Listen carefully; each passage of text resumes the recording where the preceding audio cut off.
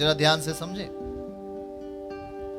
आप उसके प्रति, जैसे मैं कहूंगा कि शैतान को ना तो बलवान समझो ना तो कमजोर, इतना समझो कि वो हारा हुआ है। आमीन।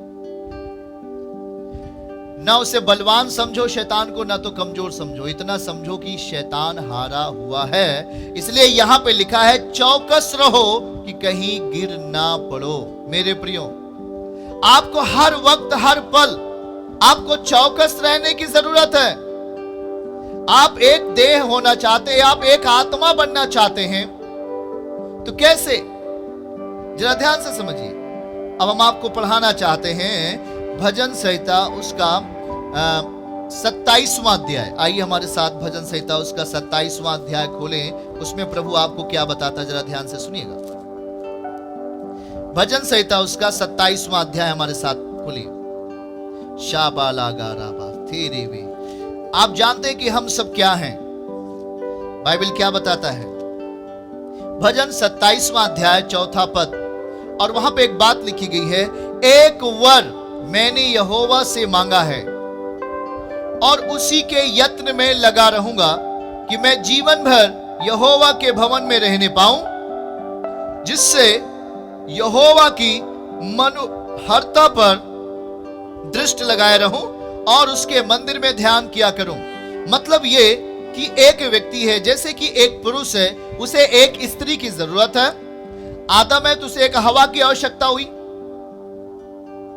ध्यान से सुनेगा। आपको जैसे यहां पे लिखा है कि एक वर मैंने मांगा।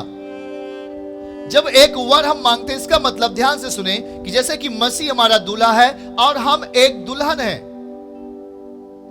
जब मसीह हमारा दूल्हा है, हम एक दुल्हन है, तो हम एक आत्मा कैसे बनते? उसका खोज है दुल्हन के लिए, और ऐसा बाइबल भी बताता है 5 मूर्ख और 5 समझदार के बारे में। वो यही बात करता है। 5 मूर्ख और 5 समझदार। जो 5 मूर्ख थी, उन्होंने अपने जीवन में ऑयल नहीं रखा, तेल नहीं रखा, अपने जीवन को सुस्त रखा और संसार की चिंताएं थी उसमें, और उसमें किसी भी तरह का अभिषेक नहीं था। पर जो 5 और समझदार थी, वो पूरी तरीके से आत्मा में चलती थी, आत्मा में जीती थी, वो परमेश्वर की सुनती थी, वो एक सच्ची दुल्हन थी और परमेश्वर के मंडप में प्रवेश कर गई। और देखिएगा, एक आत्मा आप कैसे बनेंगे? हम सब दुल्हन है, वो हमारा दूल्हा है। हम उसके साथ जब एक संगति करते हैं, इस समय हम उसके साथ एक साथ बैठे हुए हम एक आत्मा बन रहे हैं। आमीन बोलो, हालेलुया। जब पति और पत्नी एक साथ होते हैं, वो एक देह हैं, और जब एक देह होते हैं तो एक तीसरी देह उत्पन्न होती है उसके साथ। जैसे हम एक आत्मा होते, मेरी आत्मा और परमेश्वर की आत्मा, और वहां पर एक ऐसा सामर्थ्य, एक अभिषेक उत्पन्न होता है जो दूसरों के जीवन के लिए आशीषित करता है।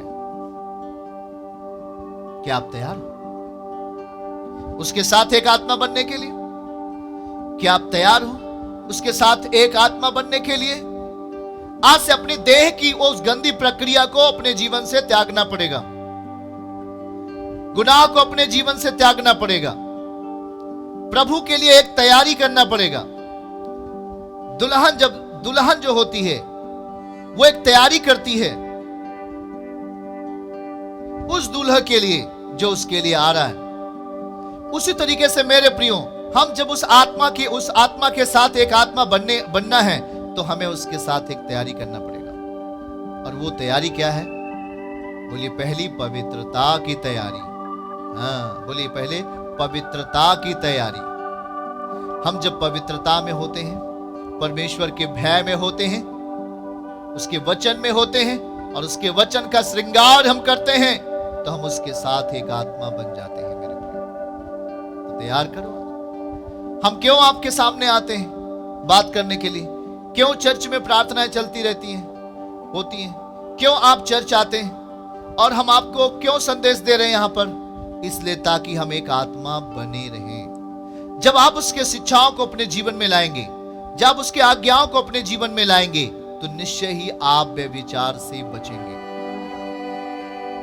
सोच लीजिए, आपको त्यागना बहुत जरूरत है। आपको उस गुनाह से दूर होना बहुत जरूरत है। यदि आप नहीं हुए तो आपके भविष्य को चौपट कर देगा वो। कुछ लोग तो ऐसे भी हैं कि शादी के बाद भी, जब शादी नहीं हुआ था व्यभिचार में थे, शादी के बाद होने के बाद भी व्यभिचार में हैं। उनकी परिस्थिति वैसी है, वो बदले नहीं है। मेरे प्रियो, बहुत जरूरत है। वो पाप, वो जो गुनाह, जो व्यभिचार आपके अंदर, आपके मनों में कहीं ना कहीं पैदा होता है, वो शैतान का एक तीर है, वो शैतान की एक चाल है।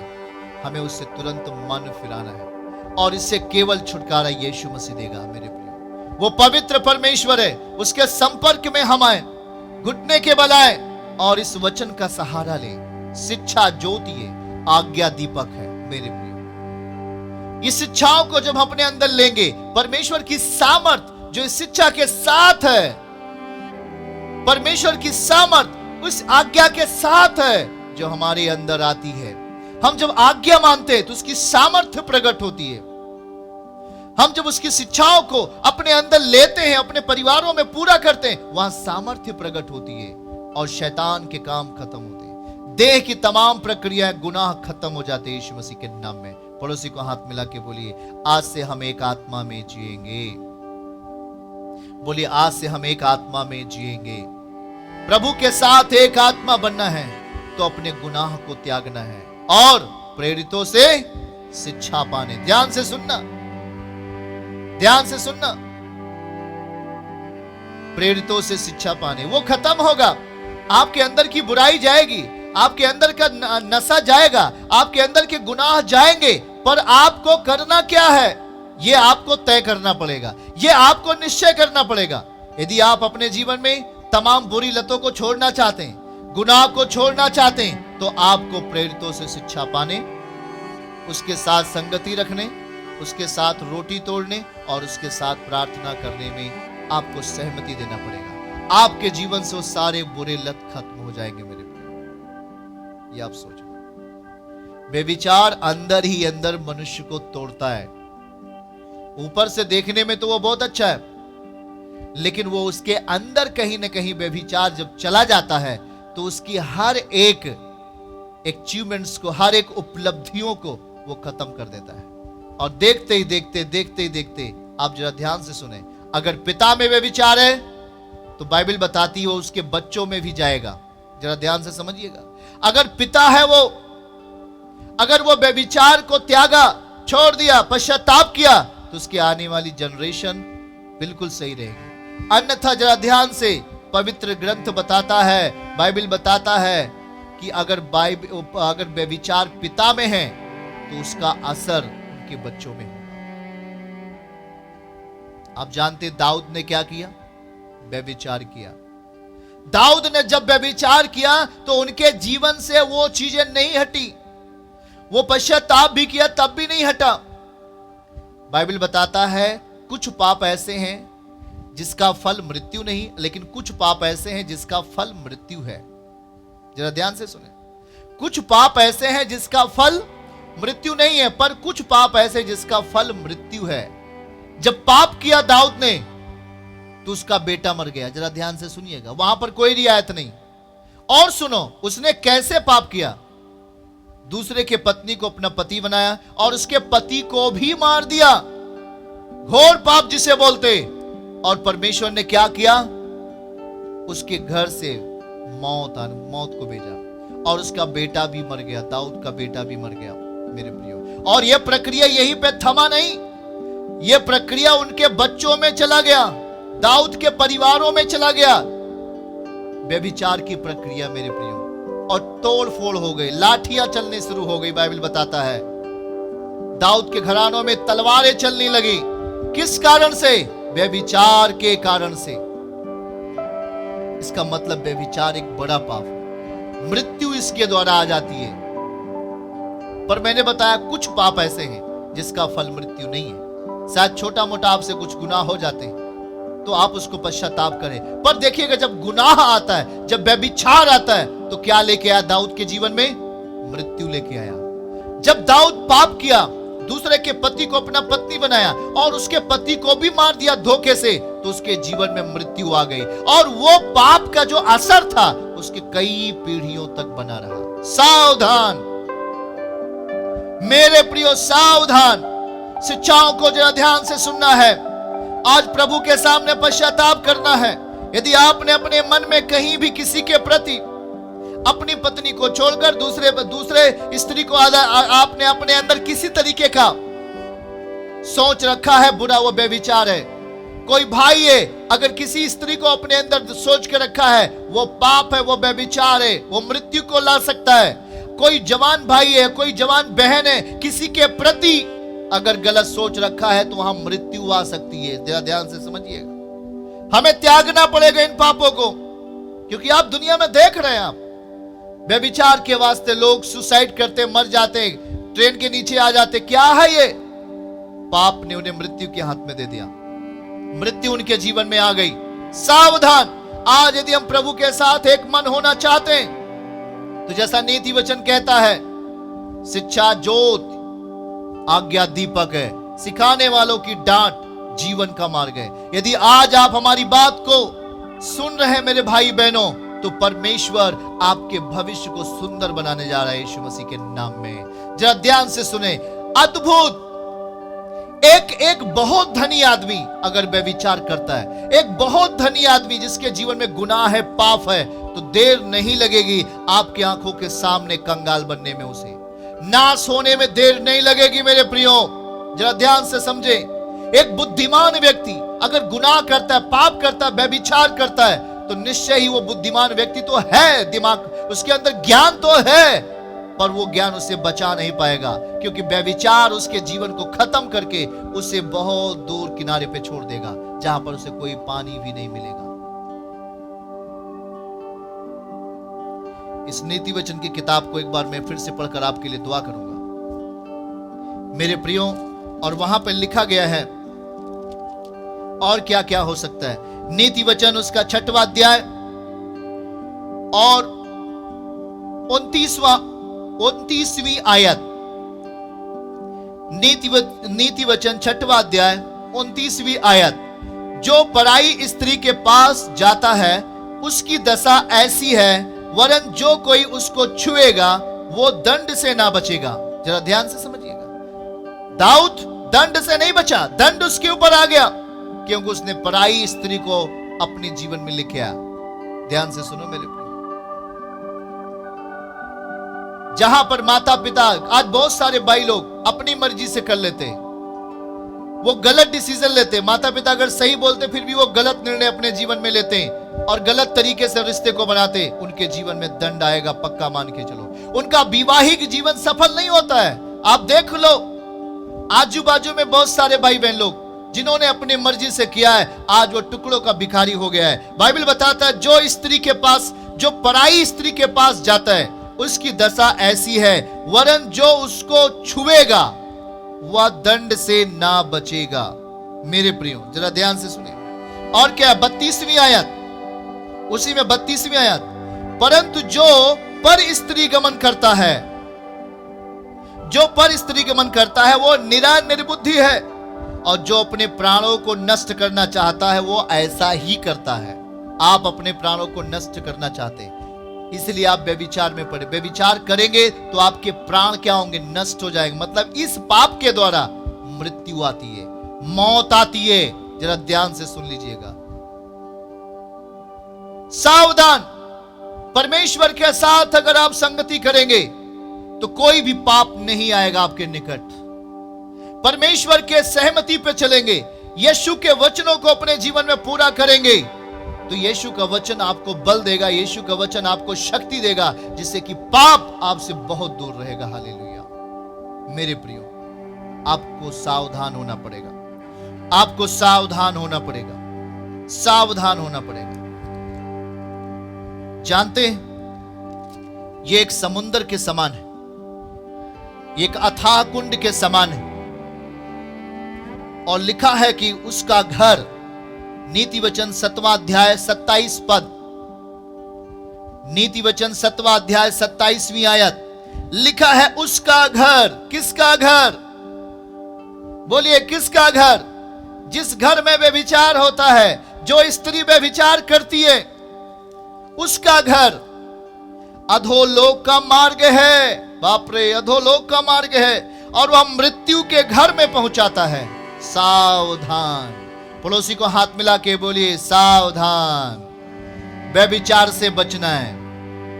क्योंकि आपका शरीर क्या होना चाहिए, हमने क्या पढ़ा अभी, आपका शरीर पवित्र आत्मा का मंदिर बनना चाहिए। अगर आपका शरीर मंदिर बनता है, आप उसके साथ एक आत्मा बन जाएंगे परमेश्वर के साथ में। संगति किसके साथ में करना है?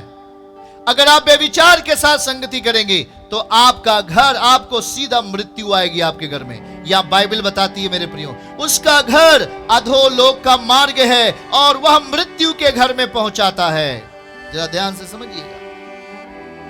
और क्या हो जाएगा? 23वीं आयत, नीति वचन 7 का 23, अंत में उस जवान का कलेजा, जवान लोग, बहुत सारे लोग व्यभिचार में भाग रहे हैं, सावधान मेरे जवान भाई बहनों, अंत में उस जवान का कलेजा तीर से भेदा जाएगा और वह उस चिड़िया के समान है जो फंदे की ओर वेग से उड़े और ना जानती हो कि उसमें मेरे प्राण जाएंगे। चिड़िया बहुत वेग से नीचे उतरती है और उसको पता नहीं कि नीचे जाल बिछाया गया है और उसमें फंस जाती है और उसका प्राण खत्म हो जाता है। सावधान। परमेश्वर ने आपकी देह को मंदिर बनाना चाहा। आपकी देह को अगर मंदिर बन गई, आप जिसे छुओगे वो आशीषित हो जाएगा, आप जिसके साथ खाना खाओगे वो आशीषित हो जाएगा, जिससे आप बात करोगे वो आशीषित हो जाएगा, जिसको आप सलाह दोगे वो आशीषित हो जाएगा मेरे प्रियो।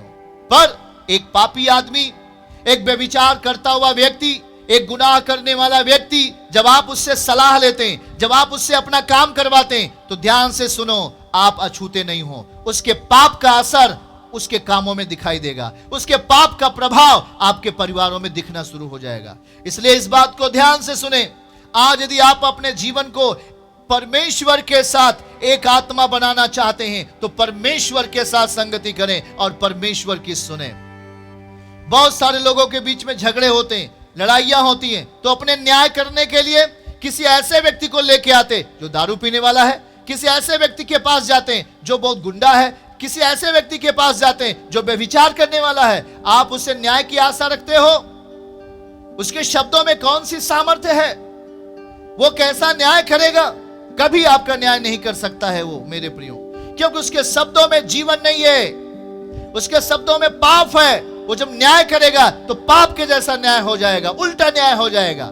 इसलिए मेरे प्रियो, यहां पर यीशु मसीह बताता है आपका शरीर पवित्र आत्मा का मंदिर है। जरा ध्यान से समझिएगा मेरे प्रियो, यहां प्रभु क्या कहता है। पहला कुरिन्थियों, और हमारे साथ जल्दी से खोलेंगे पहला कुरिन्थियों की किताब, और जो हमने अभी पढ़ा है पहला कुरिन्थियों की किताब, उसका 9वां अध्याय, पहला कुरिन्थियों की किताब उसका 8वां अध्याय और उसका 6वां पद। तो भी हमारे लिए तो एक ही परमेश्वर है, यह आपको तय करना है, अर्थात पिता जिसकी ओर से सब वस्तुएं हैं और हम उसी के लिए हैं। बोले सब लोग हाथ उठाकर, हम परमेश्वर के लिए हैं। बोलिए हमारे साथ, हम परमेश्वर के लिए हैं। आमीन। और क्या लिखा है? एक ही प्रभु है, अर्थात यीशु मसीह, जिसके द्वारा सब वस्तुएं हुई और हम भी उसी के द्वारा हैं। तो भाग कहां रहे हो? सब कुछ उसी के द्वारा है, तो हम भाग किधर रहे हैं मेरे प्रियो? आज अपने आप को संभलना है। सब चीजें उसी के द्वारा है, सब कुछ उसने बनाया है। उसके आउटर में यदि आप जाएंगे तो पाप में फंसेंगे और आप अपने जीवन को नाश कर देंगे। इसलिए आज उस पवित्र आत्मा को, उस प्रभु को अपने जीवन में आने दीजिए और बोलिए, प्रेरितों से शिक्षा पाने, उसके साथ संगति रखने, उसके साथ रोटी तोड़ने और उसके साथ प्रार्थना में लौलीन रहो। परिस्थिति बदल जाएगी यीशु के नाम में। हालेलुया। परिस्थिति चेंज हो जाएगी। आज वो अगर व्यभिचार करता है तो कल वो ना करने पाएगा, क्योंकि परमेश्वर का वचन सामर्थी है। वो अंदर जाएगा और उस व्यभिचार के स्वभाव को खत्म कर देगा, उस व्यभिचार के पाप को खत्म कर देगा और देखते देखते वो व्यक्ति अच्छा हो जाएगा मेरे प्रियो। पर आपकी सहमति जरूरी है। क्या आप चाहते हैं कि हमारे जीवन से गुनाह खत्म हो? बताइए। बहुत सारे लोग बोल रहे हैं हाँ। क्या आप चाहते हैं कि परमेश्वर हमारे जीवन में आए? वो पवित्र प्रभु है, वो अपने लहू से आपको धो देगा, उसके अंदर सामर्थ है। आप अपने आप से छोड़ नहीं पाओगे व्यभिचार। जरा सोच लो, आप अपने आप से व्यभिचार नहीं छोड़ सकते हो। जरा समझिएगा, आप अपने आप से पाप नहीं छोड़ पाओगे, आप कहीं ना कहीं गिरोगे। शादी के उपरांत भी, शादी के बाद भी आप पाप अभी कर रहे हो। मेरे प्रियो सावधान, मैंने पढ़ लिया, अधोलोक का मार्ग है और ये आपको मृत्यु के घर में लेके जाएगा, ऐसा नीति वचन 7वां अध्याय लिखा है। उसका घर अधोलोक का मार्ग है। अधोलोक बहुत ही भयंकर जगह है मेरे प्रियो, और उसका घर और उसका रास्ता मृत्यु की ओर जाता है। सावधान, बगल वाले से बोले सावधान, व्यभिचार से बचना है, क्योंकि परमेश्वर आपको बचाना चाहता है मेरे प्रियो।